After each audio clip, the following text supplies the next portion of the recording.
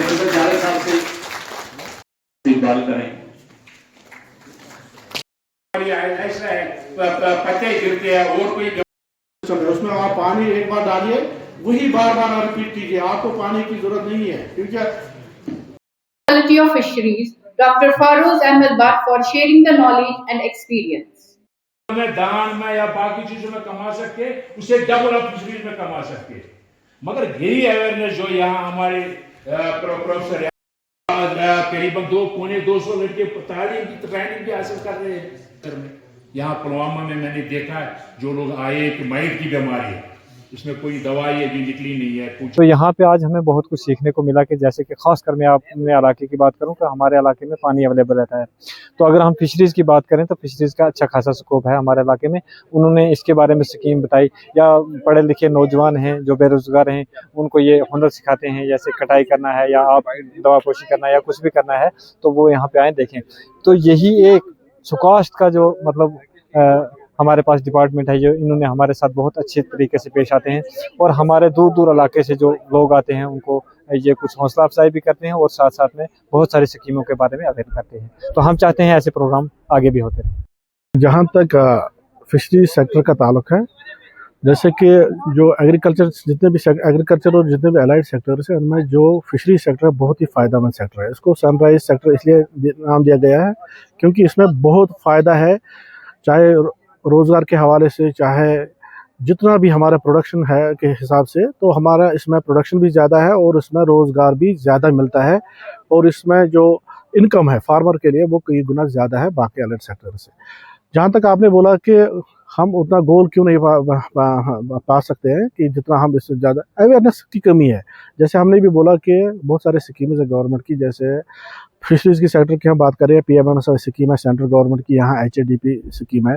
तो इसमें अब मछली को पालने की ही ज़रूरत नहीं है कि आप मछली ही पालेंगे। मछली पालने के साथ साथ उसमें बाकी चीज़ें फीड मिल भी है, उसमें आपके अगर जो हैचरी भी डाल सकते हैं, उसमें अगर आप वैल्यू एडिशन पे भी जा सकते हैं। तो cold storage tank, cold storage units भी है, तो उन सब के लिए सब्सिडी है। तो लेकिन मुझे लगता है कि जहाँ तक अवेयरनेस की कमी है लोगों को, आप फिशरीज़ में यह है कि आपको ज़मीन भी चाहिए, पानी भी नहीं चाहिए। कुछ लोग कहते हैं कि हमारे पास पानी है लेकिन ज़मीन नहीं है पानी। तो अब टेक्नोलॉजिकल रेवोल्यूशन आ गया है कि हमारे पास रास आ गया, बायोफ्लॉक आ गया। जो लोग भी चाहते हैं कि वो फिशरी सेक्टर में आए, उनके पास अगर पानी भी जो हम पेरिनियर वाटर स्टोरेज जो जिसको हम बोलते हैं थ्रू आउट द ईयर पानी की अगर ना हो तो वो अपना रास यूनिट भी खोल सकते हैं। तो उसमें वो मछली की जो पैदावार है बड़ा। यहाँ जो हमारा जो कृषि विज्ञान केंद्र का जो यहाँ सेंटर हमारा यहाँ चल रहा है, ट्रेनिंग सेंटर जो भी यहाँ चल रहा है, तो हर साल उनकी कोशिश रही है कि हर साल जो शेड्यूल ट्राइब के साथ जो पिछड़े हुए लोग जो है उनको यहाँ लाने के लिए, उनसे बात करने के लिए और उनको जो इक्विपमेंट्स उनको ज़रूरत है काश्तकारी के लिए, एग्रीकल्चर के लिए, उनको वो फराहम करते हैं। तो इसके लिए सबसे ज़्यादा मैं उनका शुक्रगुजार हूँ, उनको मुबारकबाद पेश करता हूँ। और ये ज़रूरी भी है क्योंकि अगर आप देखोगे कि अगर हमें जम्मू कश्मीर की तरक्की की ज़रूरत है, अगर हम देखेंगे कि जम्मू कश्मीर में तरक्की होनी चाहिए, अगर हम खुद कफील बनना चाहते हैं, तो एग्रीकल्चर सेक्टर में जिसमें हार्टिकल्चर भी आता है, जिसमें जो फिशरीज डिपार्टमेंट भी आता है, सब चीज़ जो एग्रीकल्चर सेक्टर इसको हमें मजबूत करना है और उसकी तरफ से हमें ज़्यादा से ज़्यादा दिलचस्पी देनी है। अगर एग्रीकल्चर सेक्टर हम मजबूत करेंगे तो जम्मू कश्मीर मजबूत है।